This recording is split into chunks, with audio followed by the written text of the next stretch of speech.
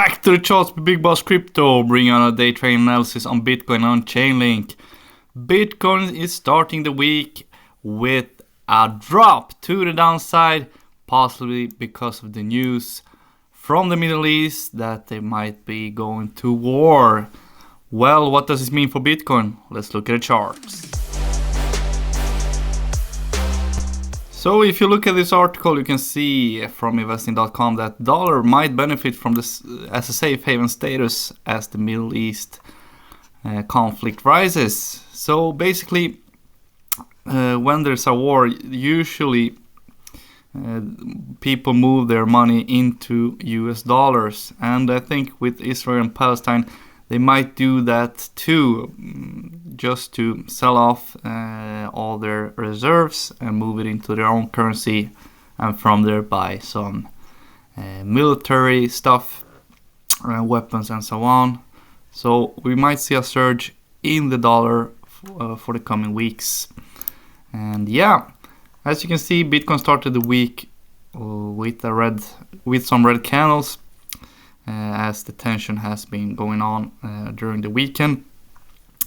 So we might see another drop to the downside when the US market opens, and more on that later. If we look at the market maker structure, we had a double top formation, we had the first leg down, we had our first retrace possibly, still some open orders left here around 28.759 to recover all the volume candle open orders in that zone. We haven't done it yet. Might be another spike to the upside to grab the last amount of liquidity and liquidate some shorts, and from there we might move to the downside. And the next target to the downside is possibly to these volume candles below around 22.5k. That is where we might see a retrace to the upside again, and then we'll have the last third and final leg to the downside, possibly around 20.5k down to almost 17k if the tension goes on, and we might see an ongoing war in Palestine and Israel. We'll see what will happen and how that will evolve. But yeah, we're having more downside for Bitcoin nevertheless, because of the market make structure. We're just in the first leg, so more blood is to come. And yeah, looking at the news events, today is bank holiday in the US and Japan, so the market will be pretty slow. Tomorrow, however, we'll see what this conflict might mean for the stock market. We might see a huge sell-off, people going into the dollar as stated by the news article. And yeah, tomorrow might be a special day, so if you aren't in trades or are trying to make sense of this, wait for tomorrow's day to finish before we see how things evolve. Looking at the liquidation map, we can see more money is still present to the downside than it is to the upside. 26k is where we have a huge cluster to the downside. And yeah, if you look even further down, more money is present to the downside than it is to the upside. And we have a lot of open orders all the way down to 17k. So make of this what you want. None of this was financial advice. This was just for entertainment and educational purpose only. Now let's take a look at Chainlink. So last week we saw a nice little run up by Chainlink. We saw this double bottom formation around the $6 area.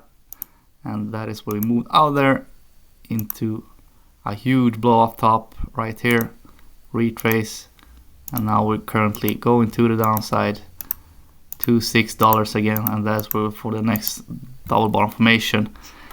Looking historically, doesn't mean that's going to happen again, but if you see, we've been in a range from $6 to $8.5 for more than a year, almost 1.5 years.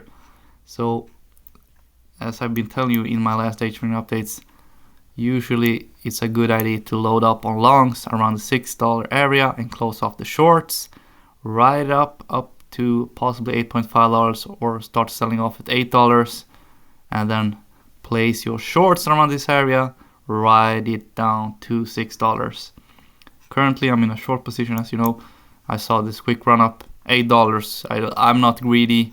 I'm not waiting for $8.5 run. $8 is where I take profits. I placed my first long orders around $6. I already placed the first one here at $6. I have the next one here at the volume candle down below at 5.5, and then the last third and final candle order is around 4.9.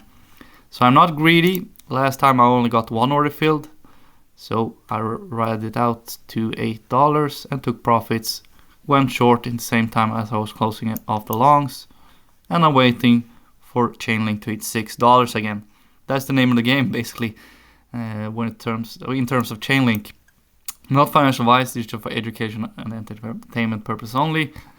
And historically, this has been the case. Doesn't mean it's going to happen again, but yeah, we trade on probability, and it's very probable that we might hit $6 again.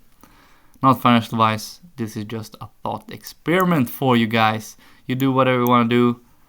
Stay safe. Big Boss out.